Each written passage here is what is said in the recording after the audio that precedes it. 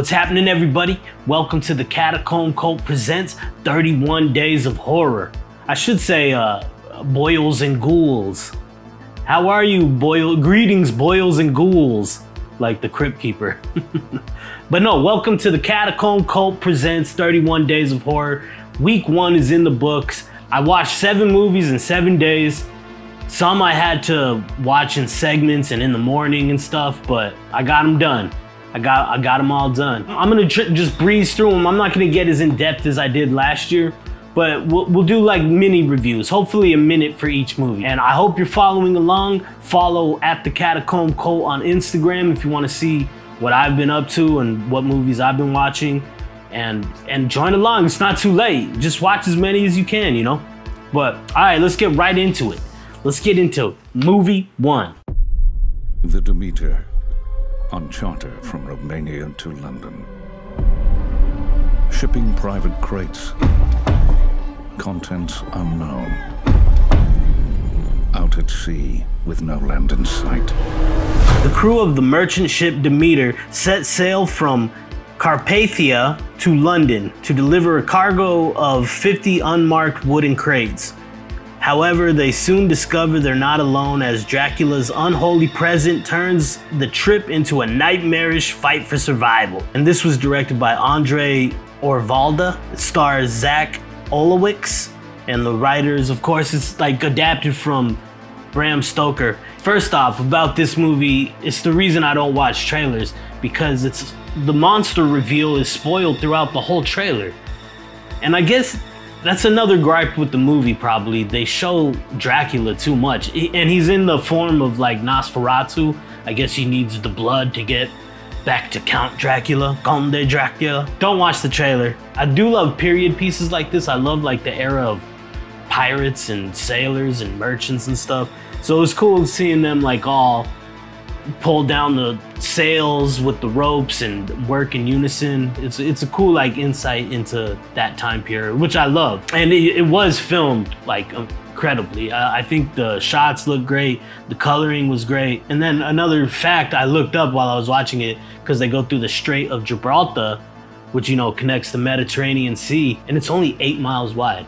Little factoid. But yeah, the VFX were really cool. I don't know what it's called nowadays, but it almost looks like really intricate, like super intricate and detailed claymation. But like not, you know, cheesy claymation. Not the claymation's cheesy. I love the old school Clash of the Titans. But no, it's just like this really weird kind of surreal look that I love. It looks even hyper realistic, which I dig it. But yeah, like they pretty much show the Dracula right away, and there's not much suspense or tension. You showing the monster too much, you get desensitized to it. That's why Jaws was so effective.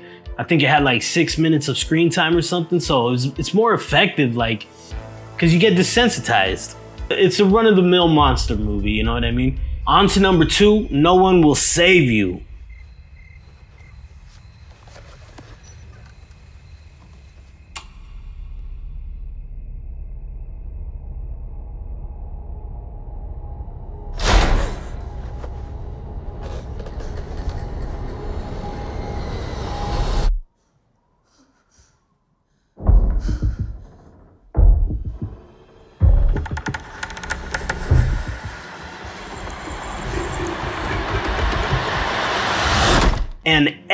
An exiled, anxiety-ridden homebody. Who wrote that? That's crazy tongue twister off the description. An exiled, anxiety-ridden. Say that fast. An exiled, anxiety-ridden. An exiled, whatever.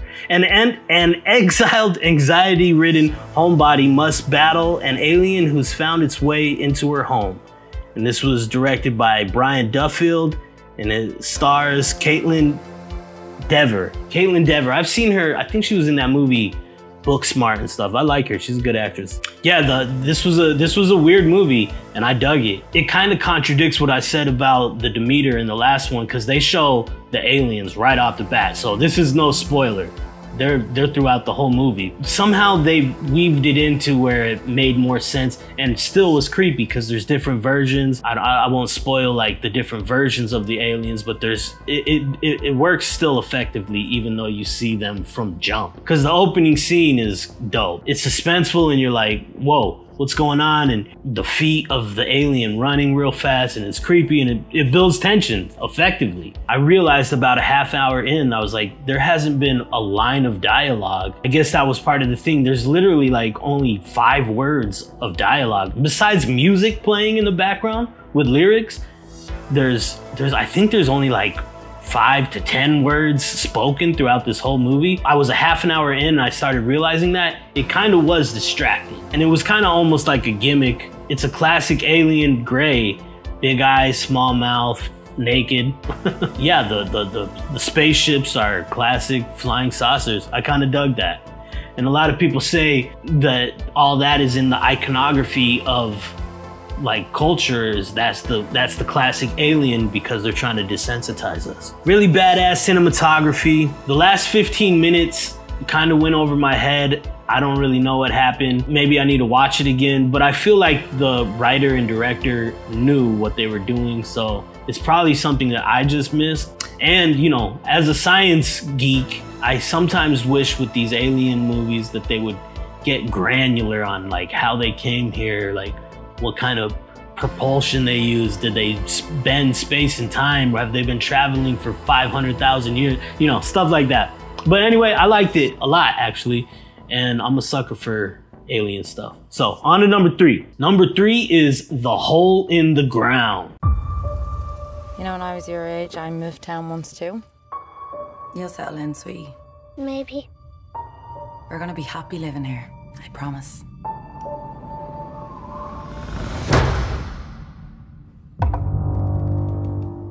Sweetie?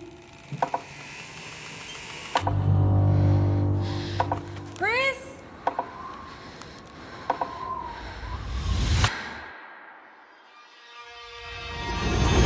Mom? A single mother living in the Irish countryside with her son begins to suspect he may not be her son at all, and fears his increasingly disturbing behavior is linked to a mysterious sinkhole in the forest behind their house. Sorry, I don't have my glasses, I got these shades on. This was directed by Lee Cronin and written by Lee Cronin, and it stars Senna Kerslake, who was very good, and the son James Quinn Markey. She was phenomenal. Let me just say off jump, Cena was phenomenal. She's a great actress, and the boy was creepy as hell. Going into it, I didn't know it was A24, and A24 knocks stuff out of the park, you know? So I was excited when I saw the logo. There was a very cool like film choice where it was like Blair Witch style with the flashlight. No spoilers, but it looked really cool. And I know in my podcast, if you listened last week, I said sci-fi horror is my sweet spot, but I think I have to revise that. I think folk horror is my sweet spot, like Robert Eggers' The Witch, Midsommar, The Lighthouse, all of Robert Eggers stuff, you know? And there is a creepy scene, and I'll let you in on a secret. I have like an adverse fear to old ladies. Like, I watched this movie when I was a kid. I think it was just called Mom, and it was like this old lady in a muumuu running around murdering people, you know what I mean? I remember one time when I was a kid, I went to this forest across a meadow. There was like a big meadow, and I was there with my girlfriend, and it was like moonlight, like bright moonlight. And I was like, wouldn't it be the scariest shit in the world if like an old lady just started running through the meadow in the moonlight in like a white muumuu in her hair? Like, that would be the scariest shit in the world to me. I don't know why. It's probably deep in my psyche. But yeah, the kid plays like a good mouth breather fucking demon. I was hesitant going into this because I was like, man, the little kid thing's kind of played out, but it turned out to be good. I liked it. And yeah, she was a great actress and she's super pretty. All right, let's go next one. Number 4 is Megan. And this was, I think, came out last year. Katie, you lost your parents. Welcome home. You're my niece. I'm gonna do everything I can to make this place feel like home. Just wish I could see them again. this. I don't even take care of my own plants. I have this project at work. Do you want to see? Yes. Ever since I was little, I dreamed of this perfect toy and that would protect a kid from ever feeling lonely or sad. This is Megan. Hi, Megan. I'm Katie. A robotics engineer at a toy company builds a lifelike doll that begins to take on a life of its own. And this is directed by Gerard Johnstone, and it stars Allison Williams, I like her, and Violet McGraw and Ronnie Chang. And yeah, this one came out last year. I think this was supposed to be on my list last year, and I never got to it. So I watched it, and yeah, man, it's funny. It's a funny movie. There's funny moments for sure, and it's definitely creepy, and it's foreshadowing the future, which is like the scariest. You know what I mean? Allison Williams plays like a good selfish person with no empathy, and it makes for a good reason why this little girl would be so attached to this doll. There's a scene in here that, like, I hate to use this word, triggered me, but it triggered me, man.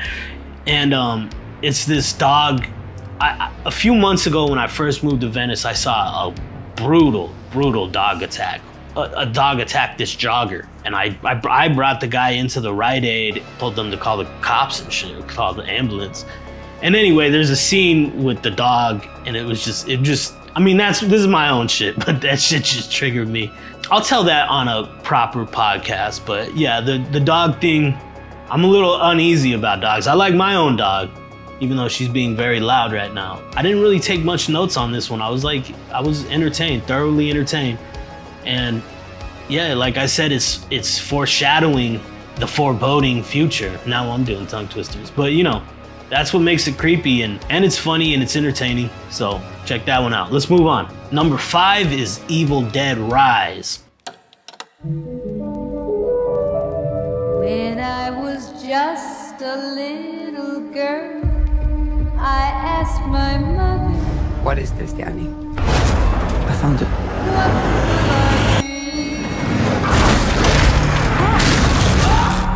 A twisted tale of two estranged sisters whose reunion is cut short by the rise of flesh-possessing demons, thrusting them into a primal battle for survival as they face the most nightmarish version of family imaginable. And this was directed by Lee Cronin again. Damn, really? And writer Lee Cronin. Crazy. And stars Mirabai Pease. Maybe I shouldn't read people's names because I never get them right. Richard Crouchley, Anna Marie Thomas. And yeah, this is a classic Evil Dead. I will say, like, the last Evil Dead movie, I think that was like 2014 or something. That was definitely more brutal and intense. This one has, obviously, it's Evil Dead. It's brutal, intense, but it was a darker, somber story. More somber story, because you know the old ones from the 80s that have a lot of comedy elements in it. This one didn't have that, but it was a good story. It was dark, and it was, you know, it was a good to see a different juxtaposition to always being in the woods, in the cabin in the middle of nowhere. You know, it was cool. It was in downtown LA, I think, right off of Skid Row. And yeah, you know, I'm in LA, so I was like looking at her house, and it's like this huge apartment. Even in Skid Row, this apartment would be like $6 grand a month. You know what I mean? But it was a cool old school building, real like Art Deco period. And there's a lot of scenes where it's just like, ooh, ooh, ooh, you know what I mean? Like that cringe, damn, like, you know, there's a lot of that. So if you're into that kind of stuff, and good jump scares too, like unpredictable jump scares. Like a lot of time you're like waiting for this build up and you know there's gonna be a jump scare, but they wouldn't do it and they would hit you in another angle, which I thought was cool. The Evil Dead opening title scene looks so dope. I might try to bite that for like a music video or something. And yeah, I think it was a good classic horror movie. You know, I would have liked if like the possessed were still bound by the laws of nature. There was a couple wonky, like flying, levitating things, which was cool, but I think if they added less of the fantastical, it would have been cool. Like there's this scene, and this is a spoiler just for like 10 seconds, there's a scene where they're in an elevator and it's filling up with blood. Like, the blood is obviously coming from nowhere. There's no, you know, it's filling up with blood. But then the weight of that blood breaks the elevator and saves them. So it's like, that's a weird writing thing, you know what I mean? Like, this fake blood is affecting physical things that help the characters, which wouldn't the blood want to not help the characters? But the blood weighs down the elevator and breaks the elevator, so they fall to the ground and they're alive. And it's like, that's weird. The blood saved them. I don't know. But, you know, it's nitpicky. I enjoyed the movie. It was enjoyable. And it was, you know, there's freaky ass moments. So check that out. Moving on, number 6, Smile. What is it you like to talk about? My patient. Hi. I know you're nervous. I just want to have a chat. I'm seeing something no one else can see except for me. It's smiling at me. Oh my God! After witnessing a bizarre traumatic incident involving a patient, a psychiatrist becomes increasingly convinced she is being threatened by an uncanny entity. And this was directed by Parker Finn and writer Parker Finn. I like a lot of these writer-director things. And stars Sosie Bacon. Sosie Bacon, for being a Nepo baby, she was a pretty good actress. She couldn't really cry in one scene though, I did notice that. She was trying hard too, and there was no welling up. But she's good at playing like this manic, like crazed, schizophrenic type of person. And I liked it. I liked the sound design. There was a lot of weird, funky sound design in this one. And this is another movie that was on my list for last year that I never got to. I wrote, she always be dropping glasses. She drops, I think, a glass 3 times in this movie, where she's like, ah, ah. Like that was a little strange that they kept like harping on the dropping a glass. It's not a new concept, like, you know, it's something's in you that's getting passed to another person and another person and another person. It's done in a different way, which I liked. And it's shot like amazing. It looks great. The VFX are great. There is one crazy scene with the entity is like, whoever designed it knocked it out of the park. Looks great, creepy, and it's filmed creepy. But yeah, story-wise, like I said, it's not the most original. Like it's along the lines of The Ring or The Grudge, you know, like if you see this is gonna happen kind of thing. Or it's a common horror trope done in an original way, you know what I mean? So I dug that. But there is one part, like I always see in detective movies, or the sergeant will be like, "You're off the case, Jim. 2 weeks paid." Like, go home, you're on leave. And the cop's like, "No, you can't do this to me. You can't do this to me." I'm like, yo, I'd be like, hey, how about maybe like 2 months? I think I need 2 months paid to learn my lesson. But there's a scene like that in this. On to the final one, number 7, and that one's totally killer. I'd like to report a crime that hasn't happened yet. Have you seen the movie Back to the Future? Basically, I'm living that movie right now, which is how I know there's gonna be a murder tonight. Hate time travel movies. They never make any sense. When the infamous Sweet 16 killer returns 35 years later after the first murder spree to claim another victim, 17-year-old Jamie accidentally travels back in time to 1987, determined to stop the killer before he can start. I can't. The director is Natakchaka Khan. Sorry about these names. I shouldn't read names.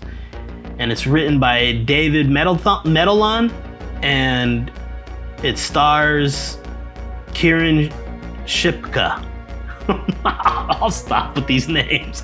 And Olivia Holt and Charlie Gillespie. Yeah, this one was good, man. I really enjoyed it. At first I was like, what the hell is this? It's a very 80s premise, like the whole start and the whole kickoff into the movies, and I was just like, what is this? But, you know, I thought it was funny. I would describe it as like Scream mixed with Back to the Future. You know what I mean? There's a little comedy. It's not too crazy gory or anything. As a 17-year-old like woke person going back to 1987, there's a lot of like good comedy moments, and it was filmed cool, and it's a good comedy horror, which I like a lot. I used to love that movie Idle Hands when I was a kid.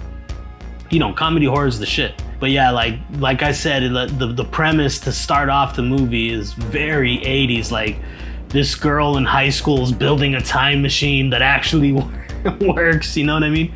So you know, it's one of those movies you suspend disbelief for sure. And I was like noticing some of the dialogue from the 80s, like the girls would call each other bitch, but like friendly. Like, I don't think that was part of the vernacular in the 80s. Like, if you called a girl a bitch, it was like fighting words, you know? But these girls in the 80s were like, what's up, bitch? And it's like, I don't think they said shit like that. Girls didn't call each other bitches like that in the 80s. Maybe they did, maybe I'm wrong.